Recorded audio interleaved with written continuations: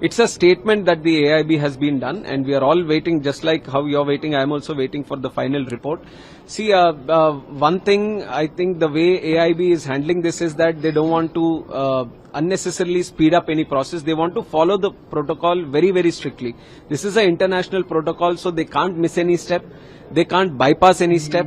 And especially they can't do work in a hurry. So they have to focus on the investigation very, very thoroughly. They have to follow the process very thoroughly.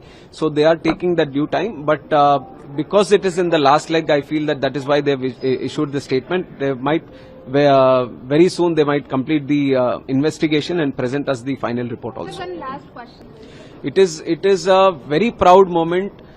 Me being a minister, I can talk, countless things about a prime minister, but if you talk to the common man of the country, he is also feeling proud with the vision, the leadership, the decisiveness, the strength our Honorable Prime Minister Modi ji has brought to this country. It is a great record. I don't think anyone in the coming future will ever look at it, not even break it, will even think of, being in that position, because for the last 25 years, he has been the head of the government, both at the state and the center also, and 3 times continuously, and becoming the longest serving continuous prime minister. It is a great, great pride for all of us, and we look forward to his leadership.